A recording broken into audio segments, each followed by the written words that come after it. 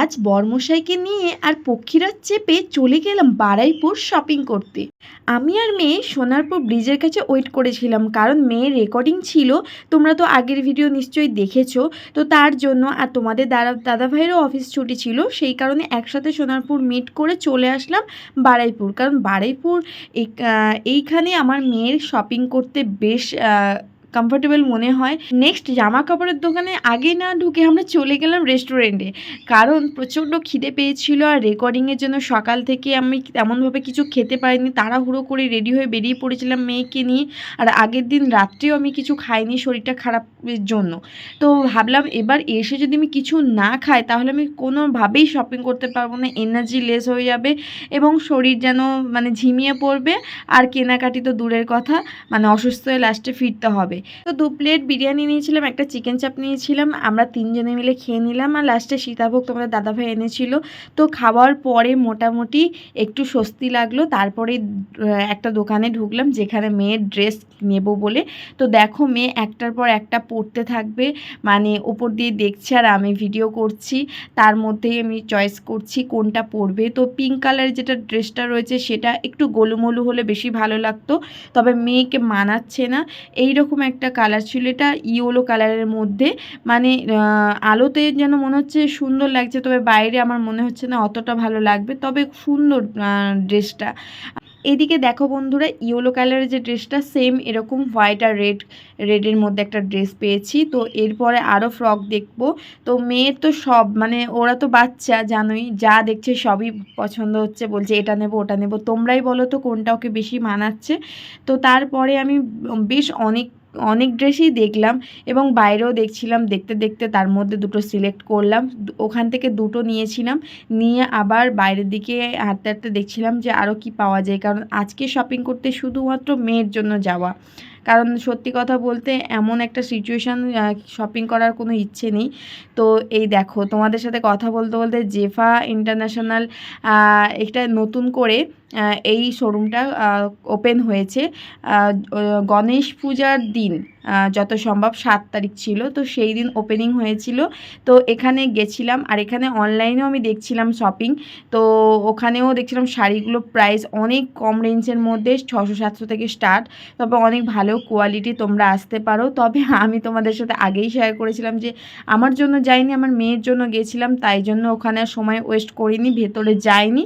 তবে বডিগার্ড ছিল এবং খুব সুন্দর, আর ভিড়ও হয়েছিল, মানে শাড়ির কোয়ালিটি আমি বাইরে থেকেই দেখতে পাচ্ছিলাম খুব সুন্দর। তারপরে ভাবলাম যে চলো এখন শাড়ির দোকানে যাব, সেখানে সময় ওয়েস্ট হবে। তো সেখান থেকে বেরিয়ে আমি মেয়ের জন্য জুতো কিনতে গেলাম, কারণ মেয়ের তো দুটো ড্রেস অলরেডি হয়ে গেছে, আর সামথিং গেস করেই ফেলেছি যে কোন জুতোটা ওর সাথে বেশ ভালো যাবে। কারণ মেয়ের জন্য এই জুতোর দোকানটাই আসলেই কিন্তু পারফেক্ট হয়, অন্য দোকানে ঠিকঠাক যেন ভালো ম্যাচ হয় না বা পছন্দ হয় না। তো যার জন্য আমি এখান থেকে একেবারে নিয়ে নিই, 10 জায়গায় ঘুরতে গেলে সময়টাও লাগবে। তো এই দেখো এইখানে একটা বেগুনি কালার, ওটা তো যাই হোক ওই একটা নিয়েছি, আর এইরকম একটা ব্ল্যাক কালারের মধ্যে নিয়েছিলাম। আর আমি এদিকে দেখছিলাম তোমাদের দাদাভাই জোর করছিল যে তুমি একটা নাও তুমি একটা নাও, আমি বললাম না, মেয়ের জন্য নিচ্ছ, মেয়ের জন্যই নাও। তো অ্যাট লাস্ট আমাকে জোর করাতে আমি একটা নিলাম।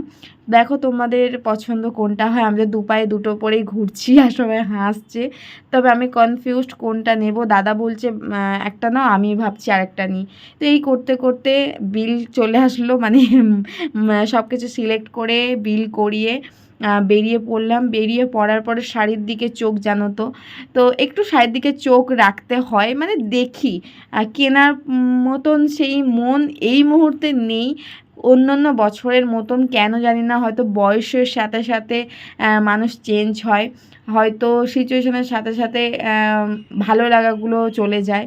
তো এখন শুধুমাত্র সত্যিই একটাই চিন্তা ভাবনা যে কখন কী রকম একটা ভালো দিন আসবে, যে দিনটা আমরা জাস্টিস পাবো। তো এইরকম একটা মানসিকতার মধ্যে চলছে আর কি। তো সেই জন্য কেনাকাটির প্রতি ইচ্ছেটা যেন অনেকটা দূরে চলে গেছে। আর বাচ্চারা জানোই, ওদের তো আর সেই বোঝার ক্ষমতা নেই, আর ওরা বাচ্চা মানুষ, ওদের তো আনন্দ করার অধিকার আছে বলো। তো যাই হোক ওর জন্যই জন্যই কয়েকটা জিনিস কিনলাম, আরও অনেক কিছু কিনেছি মাঝখানে, আর তোমাদের সাথে শেয়ার করতে পারিনি কারণ আমার হাতে এত ব্যাগ জমে গেছিলো। তোমাদের দাদাভাই সে কোথায় কোথায় চলে যাচ্ছিল। তো তারপরেই আসলো, এদিকে মেয়ে একটা ক্যাডবেরি খেতে চাইলো, 200 টাকা দিয়ে এই ক্যাডবেরিটা কিনেছে। যেই বলেছি যে না আমি বলিনি, সরি, তোমাদের দাদাভাই বলেছে যে তোমাকে আন্টিকে দিয়ে দেবো এই ক্যাডবেরিটা। তো মুখটা পুরো ফুলে গেছিলো, রাগ করেছিল, অভিমান করেছিল, তারপরে আবার ঠিক হলো, হাসছিল। তো এইভাবে করতে করতে একটা ম্যাগি, দাদাভাই একটা ম্যাগি কিনলো, যেটা হচ্ছে ফ্রি ছিল, 14 টাকার প্যাকেট নাকি এরকম কিছু। তো ওই ম্যাগিটা খুব ভালো টেস্টি হয়। তো এরকম কেনার পরে একটুখানি ব্যাগের দোকানে চলে গেলাম। তো মেয়ে এইরকম একটা ব্যাগ সিলেক্ট করছিল একটা ইয়েলোর মধ্যে। আমি ভাবলাম যে এইগুলো তো এগুলোর থেকেও এটা বেস্ট হবে, ইয়েলো কালারের যেটা দেখতে পাচ্ছ। তো মেয়েকে বুঝিয়ে ইয়েলো কালারে এটা নিলাম, ও খুব খুশি, ওর খুশিতেই আমরা খুশি। তো চলো ওটাকে রিটার্ন করলাম। ও ভাবছিল যে দুটোই নেবে, কিন্তু ব্যাগটা নষ্ট করব, ইউজও করে না, ওই নতুন নতুন নতালা এরকম একটা ব্যাপার। এরপর আমি ভাবছি কোথায় গেলে মেয়ের জন্য আরও কিছু ড্রেস পাবো, কারণ ও তো সারা বছর ইউজ করতে পারবে সেই রকম ড্রেস কিনবো। পূজার জন্যই একটা দুটো করে কিনলাম খুব দামি দিয়ে, মানে ওগুলো না সারা বছরে পরতে পারে না। তো সেই জন্যই ভাবলাম একটু কম দামের হোক, 300 400 500 600 টাকার মধ্যে হোক, তবে আমরা একটুখানি যখন বের হই, মানে মেয়েকে নিয়ে গানের ক্লাস, ড্রয়িং ক্লাস বা টিউশন ক্লাস থাকে, তো সেই কারণেই একটু কম দামের ড্রেস খুঁজছিলাম, মানে মিলিয়ে মিশিয়ে দামি ড্রেস, মিডিয়াম দামের ড্রেস, তো সব রকম মিলে দেখছিলাম। আর এইগুলো ঘরে পরার জন্য টপ দেখছিলাম। তো আমার মেয়ে বলছিল এগুলো ছেলেদের, আমি বললাম ঠিক আছে থাক, ওগুলোই পরবি তুই। তো এরকম 3/4 প্যান্ট, একটু হট প্যান্ট, তো এগুলো কিনছিলাম। কারণ কি আমরা কয়েকদিন পর দীঘা বেড়াতে যাব। দাদাভাই বলল চলো কিছু কেনা থাকলে কিনে নাও, কারণ পরে আর কেনাকাটি করব না, দীঘাতে বেড়াতে যাব, সেখানে একটা ইনভেস্ট করতে হবে। তারপর একটু শাড়ির দিকে খোঁজ খবর নিচ্ছিলাম, কারণ দাদাভাই বলছিল পরে কয়েকদিন পরে তোমার জন্য নিতে আসবো, স্যালারি পাই তারপর।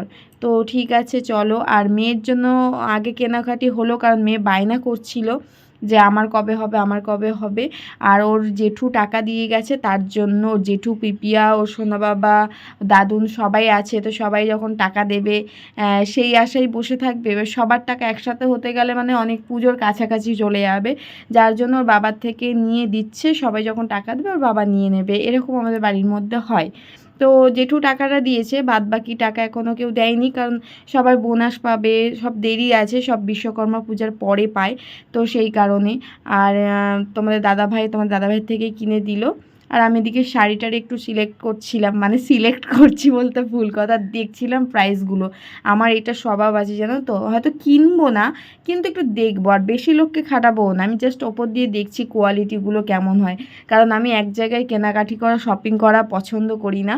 মানে এক জায়গায় যাব যে সেখানে যেমন হবে দামে কিনবো তেমন না, 5টা দোকান ঘুরবো তারপরেই কিনবো, এটা আমার নেচার বলতে পারো। আমার এরকমই করে কেনাকাটি করতে ভালো লাগে, কারণ 2 টাকা বেশি যাক বা 2 টাকা কম সেই জিনিস সেটা ম্যাটার করে না, কিন্তু জিনিসটার কোয়ালিটি ভালো হবে এবং পরেও আরাম পাবো, সেই জিনিসটাই আমার কাছে ম্যাটার করে। তো চল এদিকে সব ঘোরাঘাটি হয়ে গেল এবং কেনাকাটিও হয়ে গেল প্রায়।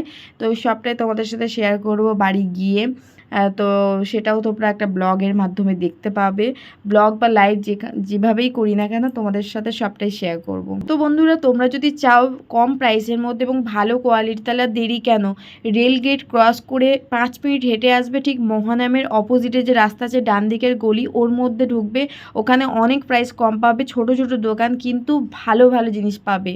আমি তো নিশ্চয়ই তোমাদের সাথে শেয়ার করবো এবং প্রাইসটাও শেয়ার করব, কত কম প্রাইসের মধ্যে আমি কেনাকাটি করেছি।